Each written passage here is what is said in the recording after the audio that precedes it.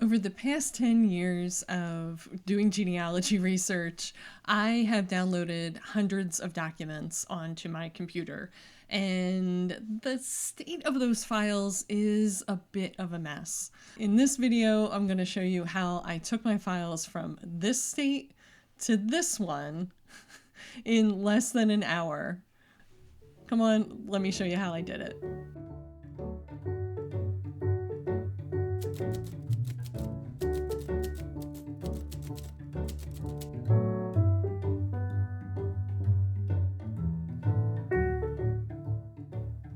My goal is to write my family history, and to do that, I need to know exactly all the facts on my family.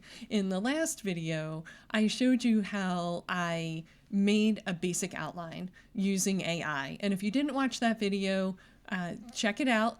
That is my starting point. Now I'm going back through my digital files of things that I've downloaded to pull them up, organize them, make sure I have everything that I have on my family aligned to the outline, and also I might find some new discoveries of things that I've downloaded years ago that I forgot that I had.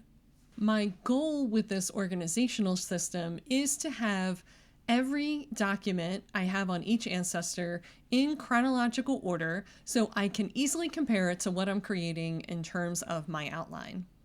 I did not organize these files for years because I didn't have a process to do it. I was feeling a huge amount of shame and overwhelm, and those two emotions caused me to procrastinate considerably. I was also afraid that I wouldn't do it perfectly, which is another concern of mine that always holds me up. I believe if I don't have the perfect way to do it, then I won't do it at all. That is a huge trap in my thinking. And I finally realized that my need for writing family history took over those other emotions, and I started with one family line to make it easy. And here's how I did it. Let's go to the computer.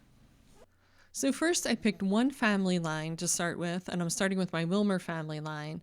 And I developed a folder system for each family in the ancestral couple. So I have the 3 Wilmer generations that I'm working on here, and I've named the folders with the surname first so that they all are grouped together on my computer. This family also had a dairy business, so I have that in a separate folder. And I have this folder in all caps called Wilmer Research to Do for things that are still outstanding in terms of my research. Again, my focus here is on the writing, and I don't want to distract myself with doing more research.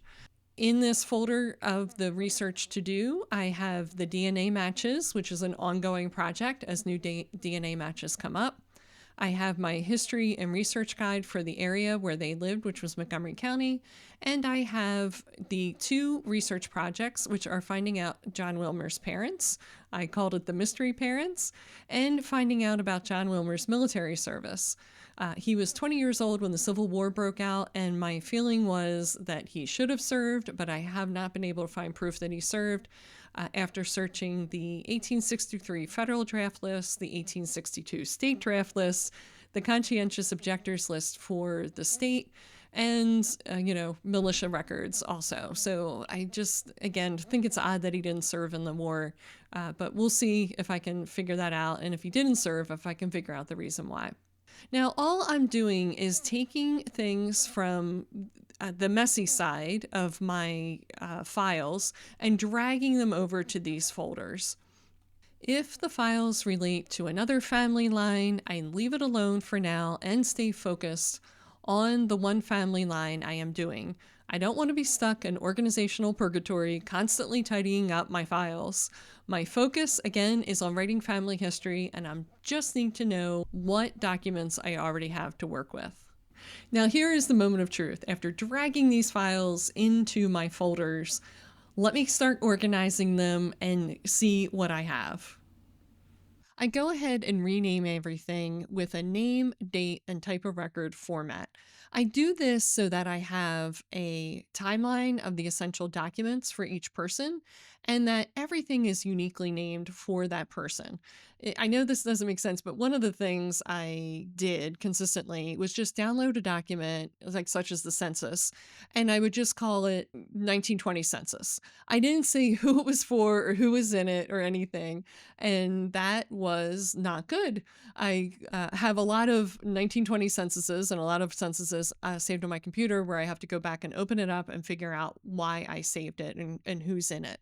So naming it this way with the person first really, really helps me if this file ever gets out of the folder that it's in and goes somewhere else. I also have it in date order so I can easily align it to my timeline that I've been currently building. If you want a full tutorial on how I did this, dragging and dropping and organizing, I have that all on my website, chroniclemakers.com. Go ahead and check the link in the description, and you'll find there tutorials offering a step-by-step of how I do everything, with including screenshots to help you along. So in my next video, I'm going to show you how you take things like this and easily transcribe them using AI. And no, it's not just taking a picture of the image. I have even a better way to do it that I'm going to show you. So check that out in the next video so I can make your life super easy, like I made mine super easy. If that inspired you to organize your files, please leave me a comment. I'd love to know how you did it, what you found, and what tricks worked. And I'm sure everybody else reading the comments would love to know too. So I'll catch you in the next video where I show you how to use AI to transcribe, and I'll see you then.